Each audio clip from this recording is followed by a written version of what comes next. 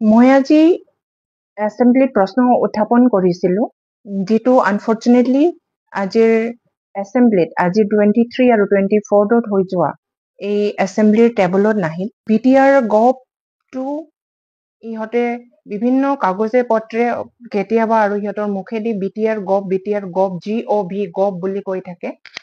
এই গভটো সিহঁতে কি বুজাব বিচাৰিছে? এইটো গভটো কি গভৰ্ণমেণ্ট বুজাব বিচাৰিছে নেকি?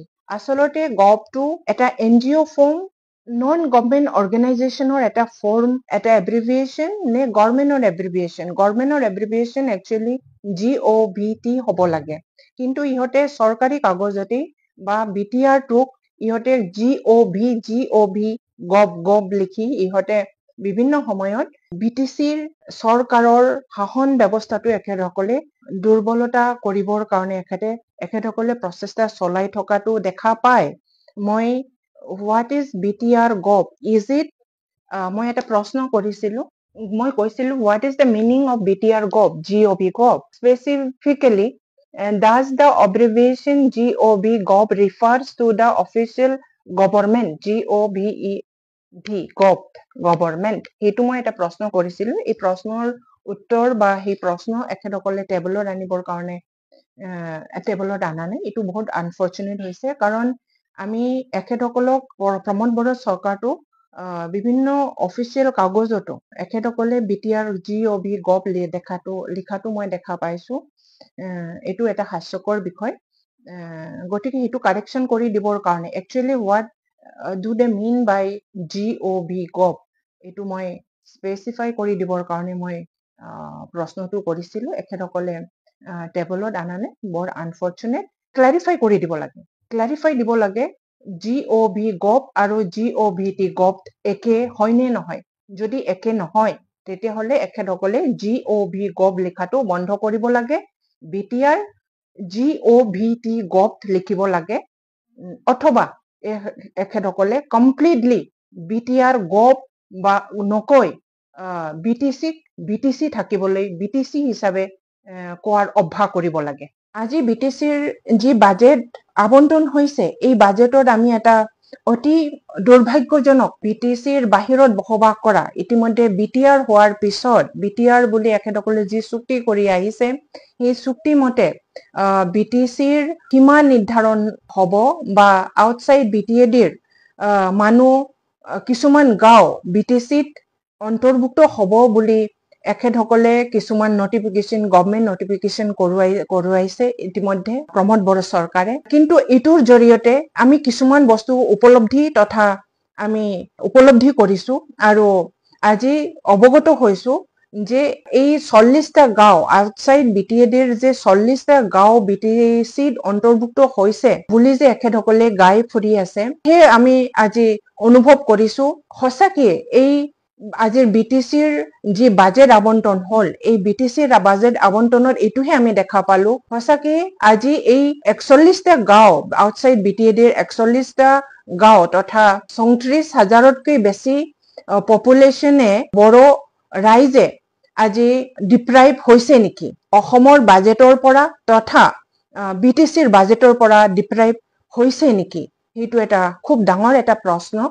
কাৰণ আজি BTCত অন্তৰ্ভুক্ত হৈছে বুলি BTCত এই ব্যক্তিসকলে এই গাঁওসমূহে 41টা গাঁৱৰ ৰাইজে BTCত অন্তৰ্ভুক্ত হৈছে বুলি আজি এখেতসকলক পঞ্চায়ত হৈ থকা পঞ্চায়ত ইলেকশ্যনত আগভাগ ল'ব পৰা নাই। ইহঁতে অলৰেডি BTCত অন্তৰ্ভুক্ত হৈছে বুলি এখেতসকলৰ এইবাৰ পঞ্চায়ত ইলেকশ্যনত পাৰ্টিচিপেট কৰিব নোৱাৰিব, অৰ্থাৎ পঞ্চায়তৰ জৰিয়তে এখেতসকলে যি উন্নতি প্ৰাপ্য আছিলে তাৰ পৰা এখেতসকলে বঞ্চিত হৈছে। অন্যহাতে BTCৰ আজিৰ যি বাজেট অধিৱেশন হ'ল, যি বাজেট আবণ্টন হ'ল, এই বাজেট আবণ্টনতো এই 41টা গাঁৱৰ ৰাইজৰ কাৰণে 34,000তকৈ অধিক ৰাইজৰ কাৰণে কোনো ধৰণৰ বাজেট আবণ্টন লোৱাটো আমি দেখা পোৱা নাই। গতিকে আমাৰ এটা প্ৰশ্ন হৈছে, একচুৱেলি প্ৰমোদ বড়োৰ চৰকাৰত প্ৰমোদ বড়োৰ BTR চুক্তিৰ জৰিয়তে এই ব্যক্তিসকল আজি অসমৰ জনগণ হৈ পেলাই অসমৰ বাজেটৰ পৰাও আৰু BTCৰ বাজেটৰ পৰাও উন্নয়নৰ তথা এখেতসকলে উন্নয়নৰ পৰা এখেতসকলে বঞ্চিত হল নেকি সেইটো বৰ দুৰ্ভাগ্যজনক এটা বিষয় হৈ পৰিছে। এই কথা স্পষ্ট কৰি দিবৰ কাৰণে আমাৰ ধনশ্ৰী সমষ্টিৰ MCLA ফ্ৰেছ মুছাহাৰীয়ে প্ৰশ্ন কৰিছিলে। এইটো প্ৰশ্নৰো সঠিক উত্তৰ আমি BTC চৰকাৰ তথা প্ৰমোদ বড়োৰ পৰা আমি পাবলৈ সক্ষম হোৱা নাই। অৰ্থাৎ এই মানুহবিলাক সঁচাকৈ বঞ্চিত হৈছে সেইটো আমি অৱগত হলো। অসমৰ গভৰ্ণৰৰ নিৰ্দেশত আজি যোৱাকালি 23 তাৰিখ আৰু আজি 24 তাৰিখ BTCত এছেম্বলি হৈছে। তাৰে এটা দিন কুৱেশ্যনাৰী আৰু দ্বিতীয় দিনটো আজি 2025 আৰু 26 চনৰ কাৰণে বাজেট আবণ্টনৰ প্ৰক্ৰিয়া চলিছে। আজিৰ বাজেটত যি আমি দেখা পাইছো সেই বাজেট মুঠেই গ্ৰহণযোগ্য হিচাপে আমি বিবেচনা কৰা নাই। কাৰণ এই বাজেটৰ জৰিয়তে এটা গোটেই বছৰ 25 আৰু 25ৰ পৰা 26 লৈকে এটা ফাইনেন্সিয়েলৰ বাজেট আমি পাবলৈ সক্ষম হৈছো। আজিৰ দিনৰ পৰা আমি পাম। সেই বাজেটত আমি এনেই ট্ৰেডিশনেলি 12 পইণ্ট অসমৰ বাজেটৰ সৰ্বমুঠ বাজেটৰ BTCৰ পপুলেশ্যন ৱাইজে 35 লক্ষ ৰাইজৰ কাৰণে, যিহেতু BTCত গোটেই অসমৰ 12.3 সৰ্বমুঠ অসমৰ জনসংখ্যাৰ 12.3 আমি BTADত বসবাস কৰো। তাৰে সেইটো হিচাপত আমি ট্ৰেডিশনেলি আমি 12.3 হিচাপত আমি সৰ্বমুঠ বাজেটৰ 12.3% আমি পাই আহিছো। কিন্তু আজিৰ বাজেটত আমি যি দেখা পাইছো তাৰে বহুত কম ধনৰাশিহে আমি পাবলৈ সক্ষম হৈছো। আৰু এই কম সংখ্যক ধনৰাশিৰে আমি BTCবাসী ৰাইজৰ কি উন্নয়ন কৰিব পাৰিম সেইটোৰ ওপৰত আমাৰ এটা অসন্তুষ্টিৰ এটা আমি অনুভৱ কৰিছো। কি ধৰণেৰে আমি BTC উন্নয়ন কৰিব পাৰিম বা কি ধৰণেৰে এইটো চৰকাৰে উন্নয়ন কৰিব পাৰিব সেইটো এটা সাধাৰণতে এটা প্ৰশ্ন উদয় হয়। 12.3% হিচাপে আমি 1100 কোটিতকৈ বেছি ধন আমি আজিৰ দিনত পাবলৈ সক্ষম হ'ব লাগিছিলে। কিন্তু এখেতসকলে 1100 কোটিতকৈ অধিক পইচা ট্ৰেডিশনেলি পোৱাৰ বিপৰীতে প্ৰমোদ বড়োৰ চৰকাৰে এইবাৰ 25 আৰু 26 চনৰ কাৰণে মাত্ৰ 800 কোটিতকৈ অকমান বেছিহে এখেতসকলে আবণ্টন পাবলৈ সক্ষম হৈছে।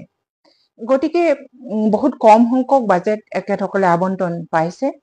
এইটো আমাৰ সঁচাকৈ BTCবাসী ৰাইজৰ কাৰণে এটা খুব চিন্তা কৰিবলগীয়া বিষয়। প্ৰমোদ বড়োৰ চৰকাৰে বহুত দুৰ্বল ভাৱে চৰকাৰ চলাই আছে।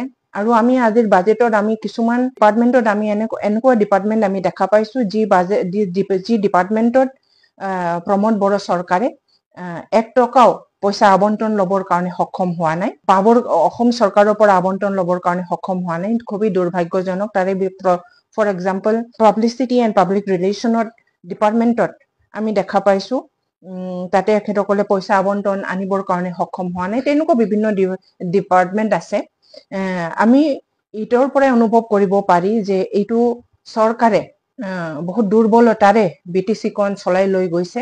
যোৱা 5টা বছৰত ইতিমধ্যে এখেতসকলে 5টা বছৰ ফাইনেন্সিয়েল ইয়াৰ পাবলৈ সক্ষম হৈছে। 2019-20ত সেইটো সময়ৰ BPF চৰকাৰে আবণ্টন লোৱা 2020 আৰু 2021ৰ ফাইনেন্সিয়েল ইয়াৰটো ইহঁতে ইউটিলাইজ কৰিছে। ঠিক তেনেকেই 2020, 2021, 2021 to 2022, 2022 to 2023, 2023 to 2024, 2024 to 2025 এখেতসকলে already Assam চৰকাৰৰ পৰা 5 বছৰীয়া বাজেট ইয়াৰ এখেতসকলে ৰূপায়ণ কৰিবৰ কাৰণে এখেতসকলে সক্ষম হ'ল। কিন্তু এই 5 বছৰত এখেতসকলে বহুত দুৰ্বল প্ৰদৰ্শন কৰিলে। BTC অঞ্চলত আমি উন্নয়ন দেখা পোৱা নাই বা এই 5 বছৰত আমি একো পৰিৱৰ্তন দেখা পোৱা নাই। ৰাস্তা ঘাটৰ পৰিৱৰ্তন আমি দেখিবলৈ পোৱা নাই। গতিকে বিভিন্ন এখেতসকলে এইবাৰ বাজেটত নতুন চিন্তাধাৰাৰ কথা উল্লেখ কৰিছে। নতুন এটা নতুন ডিপাৰ্টমেণ্ট এটা বনোৱাৰ প্ৰচেষ্টাৰ লগতে এখেতসকলে বহুত কেইটা মিছনৰ বিষয়ে এখেতসকলে কথা কৈছে। নিশ্চয় এই মিছনটো এখেতসকলে 2022ৰ পৰাই কথাটো কৈ আহিছে। পইচা আবণ্টন লৈ আছে। বিভিন্ন মিছন, পিক মিছনৰ পৰা আৰম্ভ কৰি বড়োলেণ্ড মিছন, ইতিমধ্যে মিছন বৈশ্যমতী 1.0ৰ পৰা আহি আজি 24 আৰু 25 ফাইনেন্সিয়েল ইয়াৰ অতিক্ৰম কৰাৰ পিছত 2025 আৰু 2026